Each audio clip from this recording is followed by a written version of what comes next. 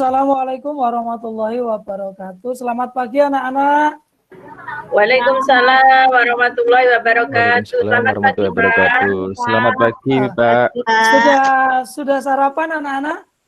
Sudah, Pak. Sudah, Pak. Alhamdulillah. Mas Randy, tolong dipimpin berdoa teman-temannya, Mas Randy. Iya, Pak. Teman-teman, sebelum kita memulai pelajaran, marilah kita berdoa menurut agama dan kepercayaan masing-masing. Berdoa mulai. Berdoa selesai. Bapak absensi dulu ya. Iya, Pak. Mbak Ruslana Bapak hadir? Hadir, Pak. Hadir. Oke. Mbak Wida hadir? Mbak Wida hadir? Kamar mandi, Pak. Ke kamar mandi? Oh, ke kamar mandi. Mbak Sri Utami hadir? Mbak Sri Utami? Hadir, Pak. Hari ini masih dalam suasana COVID-19. Kita masih melalui proses pembelajaran daring, sehingga Bapak tidak berhenti-berhentinya untuk mengingatkan bahwa kita harus menjaga protokol kesehatan. 3M, mencuci tangan, memakai masker, dan menjaga jarak. Hari ini ada sebuah Mbak Wida, tolong teman-temannya dipimpin ya, menyanyikan lagu Indonesia Pusaka. Ya, Pak. Yuk teman-teman, kita menyanyikan lagu Indonesia Pusaka. 1, 2, 3. Indonesia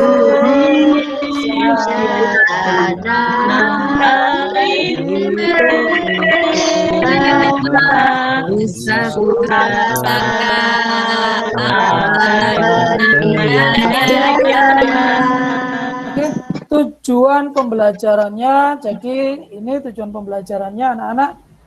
Setelah membaca teks tentang perkembangbiakan jagung di slide PPT, siswa mampu menyimpulkan ide pokok dan informasi penting dari teks bacaan dengan benar.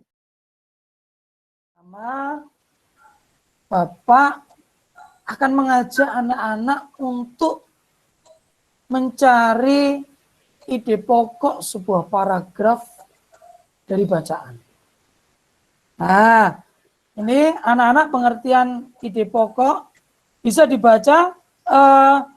Mbak Sri Utami, pengertian ide pokok itu apa? Iya, Pak. Ide pokok paragraf adalah inti atau pokok permasalahan yang terdapat pada sebuah paragraf. Pinter. Jadi ide pokok itu adalah inti atau pokok permasalahan yang terdapat pada sebuah paragraf. Apakah setiap paragraf itu pasti memiliki ide pokok, anak-anak? Iya, Pak. Iya, Pak. Ya, Pak. Setiap paragraf itu pasti memiliki yang namanya ide pokok. Ini adalah beberapa cara untuk menemukan ide pokok dalam sebuah paragraf. Yang pertama adalah anak-anak harus membaca seluruh paragraf dengan cermat. Yang kedua yaitu mencermati kalimat pertama hingga akhir. Yang ketiga, anak-anak harus membaca tiap kalimatnya. Sebuah bacaan yang berjudul Bagaimana Jagung Berkembang Biak. Tahu jagung anak-anak? Tahu, Pak. Tahu, Pak. Ayo semangat anak-anak ini. Katanya sudah sarapan. Tahu kan ya jagung ya? Pernah makan jagung? Anak-anak pernah makan jagung? Pernah. Bagaimana sih jagung berkembang biak itu? Jadi kamu tidak ujuk-ujuk langsung tahu jagung, langsung kamu makan, tidak langsung beli gitu saja. Jadi anak-anak harus tahu yang namanya proses perkembangannya. Kelompok 1, Mbak Epita. Halo Mbak Epita. Iya, Pak. Iya. Nah, Mbak Epita ada di kelompok 1. Mbak Celi, halo. Halo, Pak. Semangat, Mbak Jeli. Ya, Pak. Pintar. Kelompok 2, Mbak Marjelina. Coba anak-anak perhatikan itu. Lakukanlah analisa untuk menentukan ide pokok dan informasi penting pada bacaan yang berjudul Bagaimana Jagung Berkembang Biak di atas tadi ya. Masih ingat ya anak-anak ya? Masih, Pak. Oke. Yang kedua, simpulkan masing-masing ide pokok pada tiap paragraf bacaan dalam itu dulu anak-anak. Coba Ya, disampaikan ke Bapak ide pokok dari paragraf pertama dulu. Kelompok satunya. Iya, Pak. Ide pokok pada paragraf pertama. Jagung merupakan salah satu tanaman yang dijadikan bahan makanan pokok di berbagai negara. Salah satunya Indonesia. Kelompok 2, siapa yang mewakili? Mbak Marjelina, Mbak Nurul, sama Mas Randy? Oh, Mas Randy. Iya, Pak. Oke. Gagasan pokok untuk paragraf kedua yaitu jagung dikembangbiakan dengan Iya. biji, Pak. Perkembangbiakan generatif pada tumbuhan. Karena ini ada hubungannya dengan bacaan tadi. Makanya sedikit Bapak bahas tadi, supaya anak-anak bisa dengan mudah mengikuti alur pada bacaan perkembangbiakan generatif pada tumbuhan anak-anak. Bapak pengen sekarang tolong dibacakan sedikit saja, Mas Randy. Iya, Pak. J, silakan dibacakan sedikit saja, Mas Randy, sampai titik saja pertama. Oke, Pak, siap. Oke. Perkembangbiakan generatif pada tumbuhan. Perkembangbiakan tumbuhan secara generatif terjadi bila tumbuhan memiliki kelengkapan yang dibutuhkan dalam proses penyerbukan dan pembuahan. Proses penyerbukan perkembangbiakan generatif pada tumbuhan diawali dengan penyerbukan, yaitu melekatnya atau jatuhnya serbuk sari ke kepala putih yang sudah Bapak bilang tadi. Secara umum, bagian-bagian bunga ada tangkai bunga. Bapak akan memperlihatkan sedikit video untuk anak-anak supaya anak-anak lebih mudah lagi memahami apa sih itu perkembangbiakan generatif. Halo teman, coba perhatikan bunga-bunga ini. Indah sekali bukan? Eits, tunggu dulu. Ternyata selain indah dipandang, bunga juga memiliki fungsi sebagai alat perkembangbiakan tumbuhan. Menyimak video tadi, setelah anak-anak melihat video tadi, anak-anak masih tetap loh ya ini ya, dalam kelompok yang sama tadi ya, grup WA yang sama tadi ya, kelompok kecil. Masih ingat anak-anak? Ya, masih Pak. Tugasnya sekarang anak-anak yaitu merangkai sebuah perkembangbiakan generasi. Mbak Wida sudah selesai, Mbak Wida? Sama kelompoknya? Sudah, Pak. Oke. Nah, ini WA-nya sudah Bapak share di PPT-nya Bapak ini. Mbak Wida tolong dibaca, Mbak Wida. Dari kelompok 4 ini. Benang sari. Ya. Putih. Lampu itu, benang sari karo putih itu. Benang sari sama putih ngapain itu Mbak Wida? Bertemu, Pak. Pintar. Kemudian? Menjadi bunga, Pak. Terus? Jadi buah, Pak. Pintar. Terus?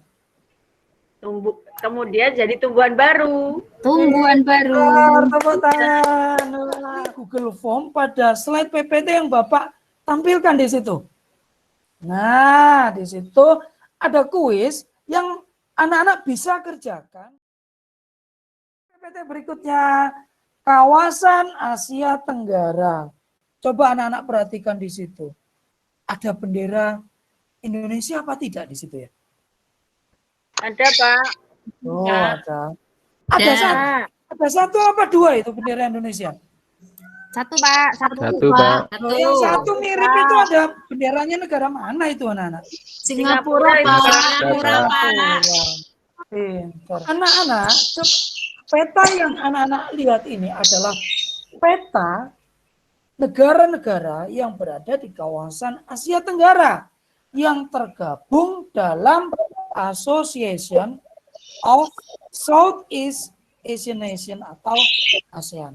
Jadi ASEAN itu adalah bahasa Indonesia. Kalau bahasa Indonesianya seperti ini, perkumpulan negara-negara yang berada di kawasan Asia Tenggara. Ya. Oke Pak, latar belakang berdirinya ASEAN ya udah jelas Pak. Satu, memiliki nasib yang hampir sama, yaitu pernah dijajah oleh bangsa lain kecuali Thailand. Pinter. Dua, memiliki ras dan kebudayaan yang hampir sama. Tiga, adanya persamaan letak geografis, yaitu di kawasan Asia Tenggara. Pinter. Empat, sama-sama sebagai negara agraris yang berkembang. Sosial budaya negara Indonesia, negara kepulauan, dan lain sebagainya, dan lain sebagainya. Kemudian ini ada karakteristik sosial budaya Brunei Darussalam, tetangga kita. Kemudian Malaysia juga tetangga kita. Kemudian ini ada Filipina, kemudian ada juga Kamboja, Myanmar, Vietnam, Laos karakteristiknya, kemudian ada Singapura, kemudian ada negara Thailand, dan simaklah link video di bawah ini. Jadi Bapak habis ini akan menyajikan sebuah video tentang karakteristik kebudayaan-kebudayaan yang ada di kawasan Asia Tenggara. Kemudian setelah itu, anak-anak masih juga dalam satu grup tadi, grup kecil, menyimpulkan hasil pengamatan kalian melalui yang sudah kirim hasilnya dari kelompoknya Mas Randy nih. Sudah kirim ini. Lain kali dikasih kelompoknya, lain kali dikasih kelompok, Pak. Mas Randy nggih. Iya Pak, nanti saya tambahkan untuk kelompok yang ya. Saya akan membacakan hasil diskusi dari kelompok kami, Pak. Saya menuliskan 2 negara, yaitu Indonesia dan juga Malaysia. Anak-anak tetap pada format Google Form. Soal evaluasi ini, anak-anak silakan dikerjakan di rumah. Besok akan kita koreksi, akan kita bahas secara bersama-sama. Besok kita akan mempelajari pembelajaran 2. Tema 1, subtema 1, pembelajaran 2. Kesimpulannya, yang bisa anak-anak dapatkan. Yang pertama tadi, bahasa Indonesia. Kita mencari apa, anak-anak? Ide pokok, Pintar. Berarti anak-anak yang pertama, anak-anak sudah bisa sekarang mencari ide pokoknya. Yang kedua, ya, Pak. Yang kedua, kita mempelajari tentang apa kira-kira anak-anak tadi? Kesimpulan. Pembagian, Pak, generatif. Pembagian secara generatif. Pintar. Yang ketiga, kita belajar tentang negara-negara tadi ya. ASEAN. Karakteristiknya, Pak.